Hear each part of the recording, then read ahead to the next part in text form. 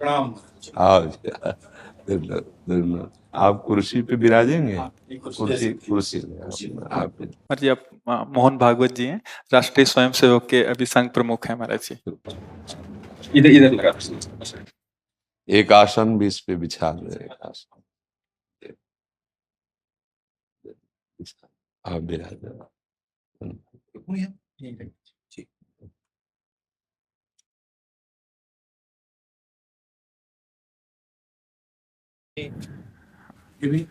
हाँ, पहना राधा राधा दे दे। इधर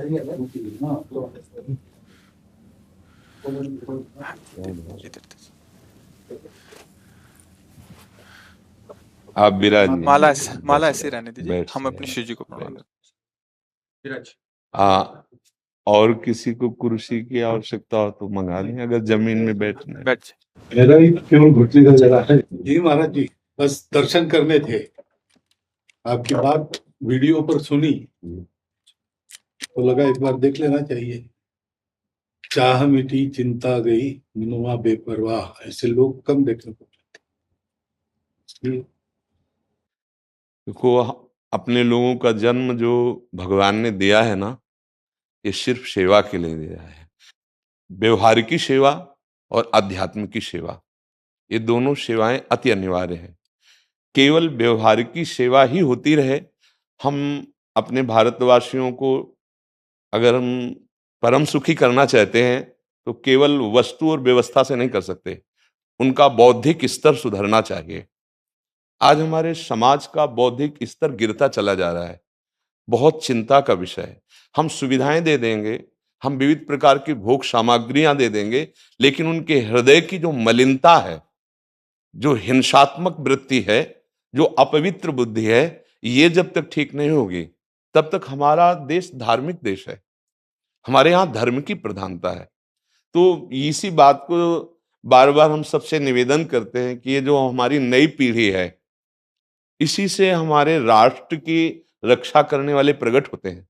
जो विद्यार्थी जन है, उन्हीं में कोई एमएलए बनता है, उन्हीं में कोई सांसद बनता है, उन्हीं में कोई मुख्यमंत्री बनता है, उन्हीं में कोई राष्ट्रपति या प्रधानमंत्री उन्हीं में अपने लोग भी सब थे। अब हमारी शिक्षा केवल आधुनिकता का स्वरूप लेती जाए और व्यभिचार प्रवृत्ति, व्यसन प्रवृत्ति, हिंसा प्रवृत्ति, ये नई पीढ़ी में देखकर बहुत असंतोष हृदय में होता है। इसीलिए कितनी भी शरीर में पीड़ा हो, हम प्रयास करते हैं जितने से जितने सामने हमारे भगवत स्वरूप जन आते हैं, पहले बुद्धि शुद्ध होनी चाहिए। मय्येव वो मन आदत्स्व मयि बुद्धिम निवेश है, तो निवशिष्यति मय्येव अत ऊर्ध्वम न संशया, तू मेरे में ही निवास करेगा, अर्थात भगवदानंद में। अविनाशी जीव कभी भोग विलास में तृप्त हो ही नहीं सकता। हम अगर अपने राष्ट्र की विशेष सेवा, तो हमारे धर्म का परिचय, जैसे आप जन करते हैं, धर्म का हमारा क्या स्वरूप है, हमारे जीवन का लक्ष्य क्या है। हमें जितना राम जी प्रिय हैं, कृष्ण जी प्रिय हैं, उतने ही भारत देश हमारे लिए प्रिय है। जैसे राम भक्त कृष्ण भक्त, वैसे हमारे भारत देश का हर जन जन हमारा आदरणीय और पूजनीय। पर अब जो मानसिकताएं बन रही हैं, वो हमारे धर्म और हमारे देश के लिए लाभदायक नहीं होंगी। व्यसन का इतना बढ़ता स्वरूप, व्यभिचार का इतना बढ़ता स्वरूप, हिंसा का इतना बढ़ता स्वरूप, ये बहुत ही विपत्तिजनक है।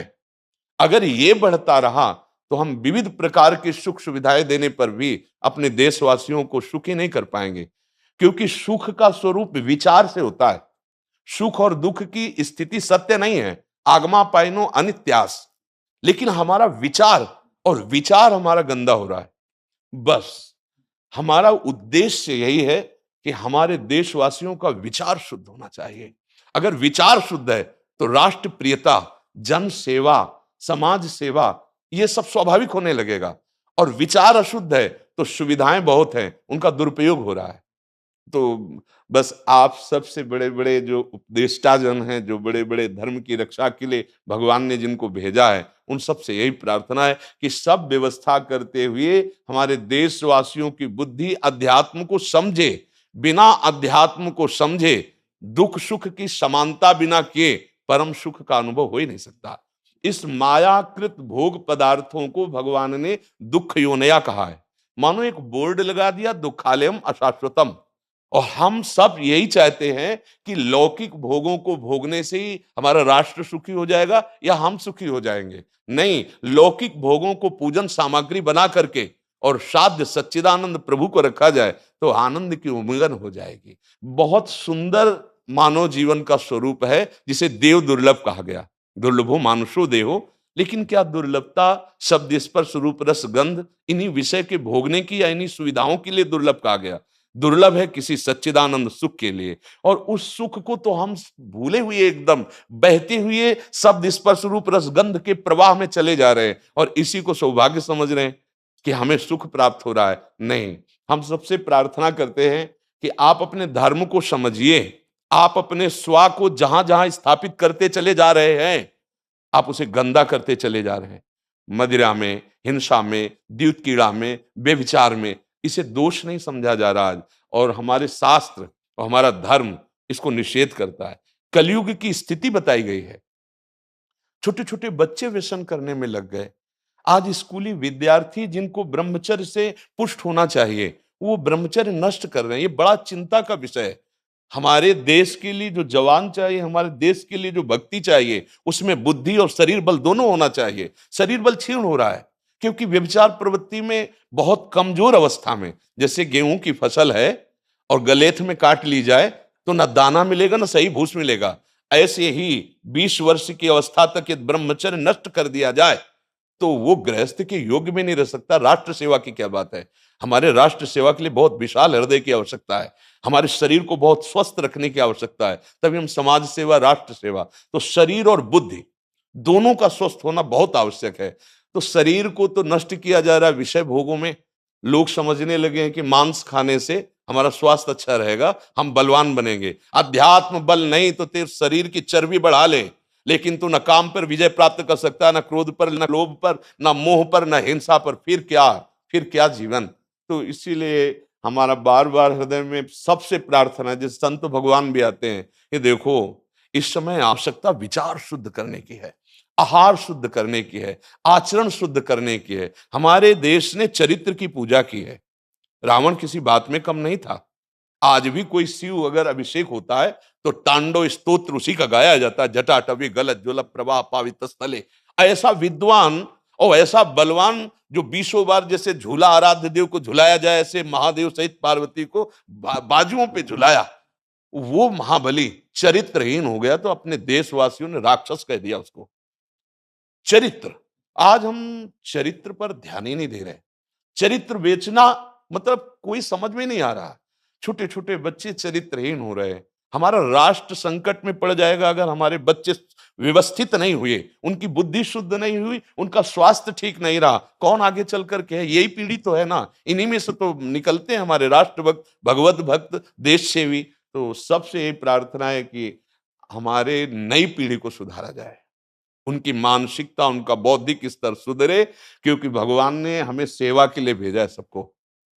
चाहे जितना एकांत गुफा में भजन करे, उसकी भजन की सिद्धि समाज सुधार में लगेगी। अगर समाज सुधार में नहीं हुई तो खास बात नहीं हुई। अपना उद्धार कर लेना कोई खास बात नहीं है। खास बात है अपने जीवन को सत्य और तप में तपा करके समाज को प्रदान कर देना। हाँ, विविध प्रकार से हमारे समाज को सुख पहुंचे, इसी में भगवान विराजमान है। बहुनाम जन्म नाम अंते ज्ञानवान माम प्रपद्यते वासुदेवा स्वरमित सम आत्मा दुर्लभा। भगवान कहते हैं बहुत जन्मों की आराधना के बाद ऐसा विवेक जागृत होता है, ऐसा ज्ञान प्राप्त होता है कि सबके हृदय मंदिर पर भगवान वासुदेव विराजमान है। और यही अगर लक्ष्य बन गया तो संसार की सेवा करते हुए वो भगवान को प्राप्त हो जाएगा। ये संसार है नहीं, ये वासना वासुदेवस्य वासितम भुवनत्रयम् सर्वभूत निवासोस्मि वासुदेव नमोस्तुते। वो वासुदेव ही अपनी वासना, इच्छा, एको हम बहुत श्यामा विस्तार कर लिया है। यही जनाना है कि तुम साधारण देह नहीं हो प्यारे, तुम अविनाशी के बच्चा हो, जो चाहो कर सकते हो। पर तुम्हारी चाह गलत दिशा को चली गई। व्यसन छोड़ो, बेविचार छोड़ो, तो हमारी राष्ट्र सेवा में लगो, समाज सेवा में। बूढ़े बूढ़े माता पिता को जवान बच्चे निकाल दे रहे हैं। क्या ज्ञान है?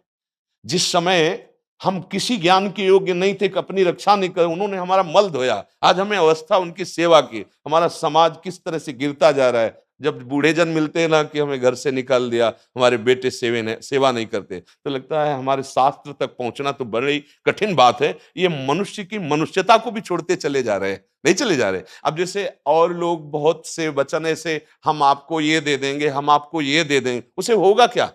जो आप देना चाहते हो बहुतों के पास है। इनकी बुद्धि सुधारो, इनको धर्म का ज्ञान करवाओ, इनको राष्ट्र प्रियता सिखाओ कि राष्ट्र के लिए कैसे प्राण समर्पित किए जाते हैं। हाँ, अगर ये नहीं हुआ तो सुख सुविधाओं में फिर भोगवृत्ति बढ़ती चली जाएगी और लाभ नहीं मिल पाएगा। परसों नोएडा में मुझे भाषण करना था भारत के विकास पर, स्व के आधार पर भारत का मतलब, बिल्कुल यही बात मैंने रखी। आप लोगों से सुनते वही बोलते और वही करते, राष्ट्रीय और व्यक्तिगत चरित्र का। बस चिंता ये होती कि हम लोग करते चले जा रहे हैं, आप लोग भी करते चले जा रहे हैं, इतनी बातें बढ़ भी रही। तो प्रयास तो हम करेंगे, निराश तो हम कभी होंगे नहीं, क्योंकि जीना इसी के लिए है, मरना है तो इसी के साथ मरना है। परंतु क्या होगा ऐसी चिंता मन में आती है, इनके भी मन में आती है, उनके भी, सबके मन में रहेगी। इसका उत्तर सीधा ये है कि क्या हम श्री कृष्ण पर भरोसा नहीं करते? क्या बात है। बस हमें जो एकदम सही, हमें जो खास बात पकड़नी है, क्या हम सच्चिदानंद त्रिकालज्ञ सर्वज्ञ जगत गुरु भगवान श्री कृष्ण के भरोसे में भी कमी है क्या? अगर भरोसा दृढ़ है तो वही होगा जिसे कहा जाता है परम मंगल में, परम मंगल होगा, कदम पीछे नहीं। हम अध्यात्म बल को जानते हैं, हम अपने स्वरूप को जानते हैं, इसलिए हमको ये नहीं डरना कि होगा क्या। 3 प्रकार की लीलाएं भगवान की हो रही, एक सृजन और एक पालन और एक संहार। जिस समय जैसा आदेश होगा हम उनके दास हैं, वैसा ही करेंगे। क्या होगा? अब वही होगा जो मंगल रचा होगा श्री कृष्ण। अब संशय तो करना नहीं है। हाँ, बिल्कुल संशय नहीं करना। जैसे आप अपने लोगों को तैयार किया श्री कृष्ण ने, ऐसे ही आपके इन्हीं में से एक तैयार हो जाएगा जो बहुत जोर का संभालेगा। आपको चिंता नहीं करना आगे क्या होना है। हाँ, मूकम करोति वाचालम पंगुम लंघयते गिरिम यत् कृपा तमहम वंदे परमानंद माधवम। हमारे साथ श्री कृष्ण हैं, अब वही होगा जो परम मंगल होगा। बस निराशा, हताश, उदास ये हमारे जीवन में नहीं अधिकार रखते। किसी भी परिस्थिति में बिल्कुल किसी भी तरह का कोई शोक नहीं, किसी भी तरह का कोई भय नहीं। अविनाशी हूं। हाँ, जो हमें सेवा मिली दहाड़ता रहूंगा जब तक शरीर में श्वास है, और जब शरीर छूटेगा तो जो मेरा स्वरूप है उसी को प्राप्त होगा, मुझे कोई भय नहीं। और कि हमारा तिरंगा, हमारा राष्ट्र, हमारा भगवान है। आप तप के द्वारा, भजन के द्वारा लाखों की बुद्धि को शुद्ध कर सकते हो। मम भक्ति युक्तो भुवनम पुनातु सतरति सतरति सा लोकांतारयति। एक भजनानंदी लाखों का उद्धार कर सकता है। तुम भजन करो, अपनी इंद्रियों पर विजय प्राप्त करो, कोई चूक मत होने दो और राष्ट्र की सेवा करो। हाँ, ये राष्ट्र सेवा के लिए प्राण समर्पित, ये राष्ट्र सेवी हैं। पर ये जितेंद्रीय होकर, व्यभिचारी होकर नहीं, ये भोगी होकर नहीं, योगी होकर के अब संकल्प बना, सर्वे भवन्तु सुखिना, सर्वे सन्तु निरामया, सर्वे भद्राणि पश्यन्तु मा कश्चित् दुःख भाग् भवेत्। आचरण से, संकल्प से और वाणी से, तीनों से हमें राष्ट्र सेवा करनी, समाज सेवा करनी। और हम निरंतर यही चाहेंगे कि आप जैसे सतमार्ग में प्रेरित करने वाले स्वस्थ रहें, भगवान सदैव रक्षा करे और आप आगे बढ़ते रहे। हमारे देशवासियों की हाँ बौद्धिक स्तर का सुधार और व्यवहारिक स्तर का सुधार दोनों का होता रहे।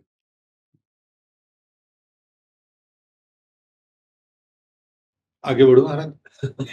अब जैसे सुनो, आप श्री जी का चुनरी प्रसाद लाओ और माला प्रसाद लाओ, प्यारी जी का प्रसादी वस्त्र आप इसे धारण करें जी। ये श्री लाडली जी महाराज का है जी, ये एक माला पहनाए। बहुत आनंद हुआ, बहुत उत्साह मिला, बल मिला, दृष्टि भी जो है वो और साफ हो गई।